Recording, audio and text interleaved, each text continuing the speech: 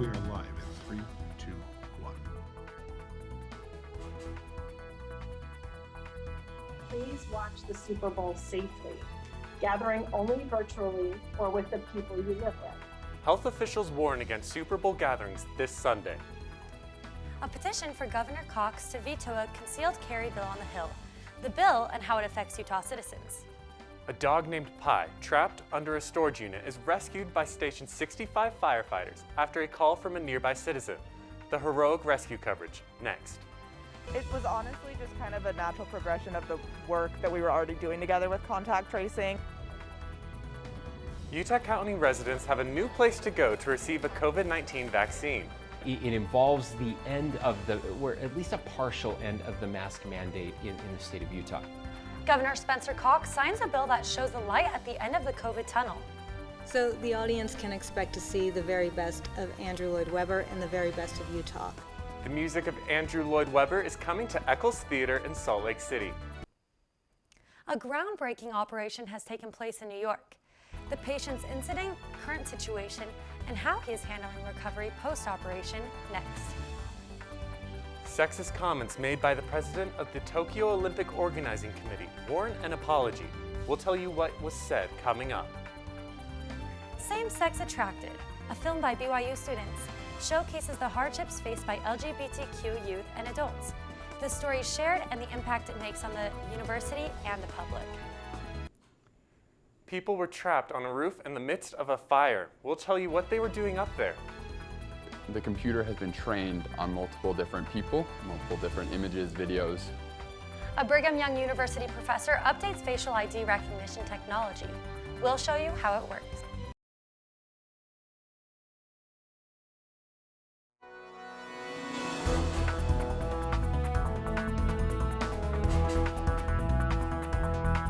We are live in 3, 2, 1.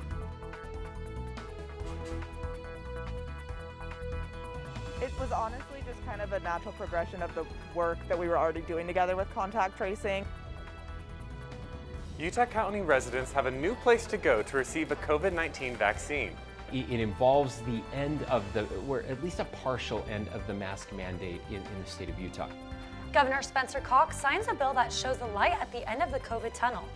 So the audience can expect to see the very best of Andrew Lloyd Webber and the very best of Utah. The music of Andrew Lloyd Webber is coming to Eccles Theater in Salt Lake City. Welcome to Newsline. It's Thursday, March 25th. I'm Tucker Thompson. And I'm Catherine Bennett. A new COVID-19 vaccination site opened this week at BYU. Newsline reporter Rachel Smith met with the Utah County Health Department to discuss it. Rachel, tell us about the new site. I sat down with Danica Topham from the Utah County Health Department to learn more about the BYU vaccination site and how it came to be. The site opened on Monday, right on schedule. Topham says the Utah County Health Department and BYU enjoy a well-established partnership to address the COVID pandemic. Since the beginning of COVID, we've partnered with them for contact tracing, and this is just kind of the natural evolution. It's been really great now that we have this space with BYU. A variety of workers and volunteers staff the site, including some BYU students. So this site has our National Guard members, as well as our normal Medical Reserve Corps volunteers and other volunteers that volunteer through the state. But we do have a lot of BYU students that we're really grateful for. The site has a capacity for around 2,000 vaccinations a day, but Topham says they've had a daily turnaround of closer to 700 shots during the first week. All right. The vaccination process is fairly simple. After registration, vaccine recipients get an email with a confirmation code that they bring to the site. When they arrive, they scan their ID and schedule the second dose if necessary. After you schedule your second, then you're going to go to the counseling nurses, and they'll advise you whether you need to wait 15 minutes or 30 minutes after the vaccine for observation. After you meet with the counseling nurses, you'll go to the shooting nurses where you will get the injection. And then you go to a waiting area for 15 to 30 minutes so that the nurses can observe and just make sure that you're not allergic to anything. While some sites accept walk-ins to fill the leftover vaccines, Topham says that Utah County doesn't typically accept walk-ins. We saw the amount that we have for the appointments, so we have a pretty exact number and we don't do walk-ins. The Utah County Health Department has 3 different vaccination sites, one in Provo, American Fork, and Spanish Fork, but many other providers also offer the vaccinations. You can visit health.utahcounty.gov to schedule your vaccine or text UC Health to 888-777 for vaccination updates. Reporting for Newsline in Provo, I'm Rachel Smith. Thanks, Rachel.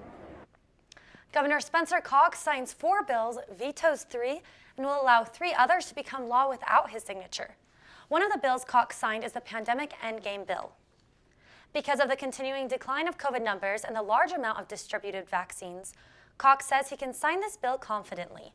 The bill removes this mask mandate for everyone except schools and gatherings of more than 50 people.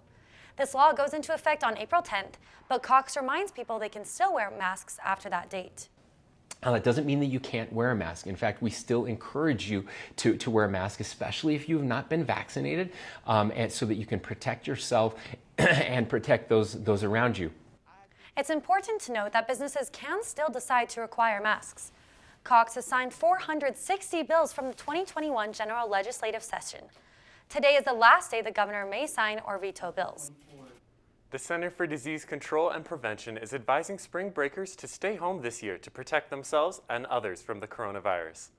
If you have to travel, the CDC urges you to take a COVID test 1 to 3 days before you leave, wear a mask in public, and get vaccinated if you are eligible. They also recommend that you get tested 3 to 5 days after you return home. Coronavirus safety requirements in Utah are starting to relax. However, as Newsline reporter Chloe Stewart tells us, Brigham Young University remains cautious. Chloe, will students still have to wear masks on campus? Utah's mask mandate is being lifted on April 10th, but that might not mean that you don't have to wear a mask anymore. BYU will still require students to follow university COVID safety guidelines even after the state lifts Utah's mask mandate. Wearing a mask indoors and social distancing will remain the norm on BYU's campus for a while longer. Even though Utah County is a moderate transmission area, it's so important right now that we maintain vigilance for the next few weeks and months until the vaccine is more readily available. While those ages 16 and up are now eligible to receive the vaccine, people still have to wait for enough vaccines to become available. Plus, it could take more than a month to complete the required doses before health officials can consider you fully vaccinated. Not everyone could sign up for a vaccine this week. It's going to take several weeks for people just to get their first doses. And then you have to wait another 28 days before you can get your second dose. So that's going to take a while to make sure that everyone on campus is vaccinated. As a private institution, BYU has the freedom to choose and enforce the safety requirements on campus separate from the government, unlike what goes for public schools in the state. And for now, BYU officials want to take the cautious route when it comes to protecting the health and safety of the student body. Student safety is our #1 priority at BYU. And especially during this pandemic, that's required a lot of adapting from our students and our faculty and our staff across campus to make sure everyone is as safe as possible. As more vaccines get distributed throughout Utah and more citizens receive their doses, safety regulations will likely begin to relax on campus. For all of BYU's coronavirus updates, visit byu.edu/coronavirus. Reporting for Newsline in Provo, I'm Chloe Stewart. Thanks, Chloe. 3 people have been arrested and charged in the Kearns kidnapping and murder case. 38-year-old Carolina Marquez and 22-year-old Fernando Marquez have been charged with murder, kidnapping, and obstruction of justice. 27-year-old Ivan Acosta has also been charged with kidnapping and obstruction of justice. The charges are in connection to the disappearance and murder of 25-year-old Nicole Solorio Romero. She was forcibly taken from her home in February, and her body has still not been found. This week, multiple cars were broken into at gyms across Davis County. The suspects are breaking car windows to get inside. Now that spring is coming, car robberies are increasing. Police warn people to hide valuables in the trunk of your car or in a locker in the gym. They also advise you to lock your car when you leave, even for a short time. Police are looking for the driver of a hit-and-run accident. Police say 47-year-old Daniel Wilkinson was driving a 2004 Chevrolet Venture when he hit a person with his car and then drove away. The car is a bronze and gold van with a black hatch door. It also has damage in the front and most likely a broken windshield. If you see Wilkinson or the van, call Salt Lake City Police Department at 801-743-7000.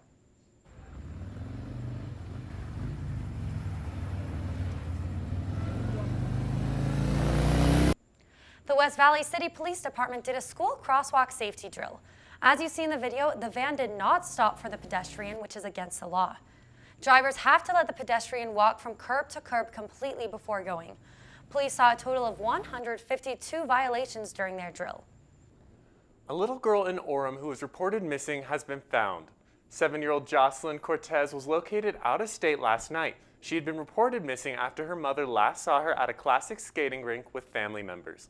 She had been with her 63-year-old grandmother, Yvonne Cerda San Martin, and 24-year-old aunt, Paola Beon. Orem police say she is not in any danger, in good health, and on her way back to Utah. Police will not be commenting any more on this case. A missing boy from Salt Lake City is found. 11-year-old Kevin Ichiritika went missing on Tuesday morning after running away from his home in South Salt Lake City. But this morning, police confirmed that Kevin is found and safe. He is currently in the state's custody. Salt Lake City Mayor Aaron Mendenhall wants people to minimize water waste after Utah's record-breaking dry year. And so I think this theme of conservation is something that I encourage residents not to shut their ears to. 2020 was recorded as the driest year in Utah and the 7th hottest on record. The majority of Utah water comes from local canyon streams. These streams are lower than normal due to the hot year and less snow. Mendenhall plans to transition to other resources such as lake water. She says Utahns should try to incorporate water conservation into their daily life. The streams in Zion National Park, as well as the North Fork of the Virgin River, are contaminated with toxic bacteria. The bacteria, cyanobacteria, can be poisonous to pets and humans if they come in contact with it. Park officials warn visitors not to drink the river water or swim in it, as the bacteria can enter the body through the eyes, mouth, nose, or open wounds. Anyone who comes into contact with the bacteria should call poison control. Provo Mayor Michelle Kafusi announced she is running for re-election.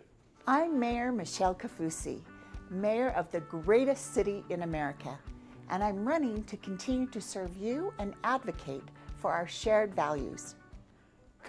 Kafusi listed some great qualities of Provo. She highlighted Provo's recreation and education opportunities, as well as a thriving economy. Kafusi called the people the secret sauce to the city's success.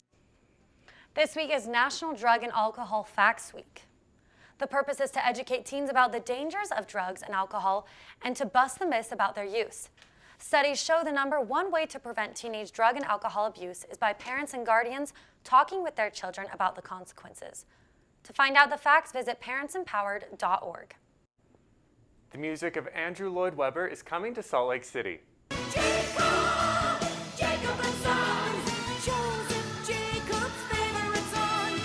Emmy-winning composer Kurt Bestor and director Luann Madorma are putting on a special tribute to Webber's music.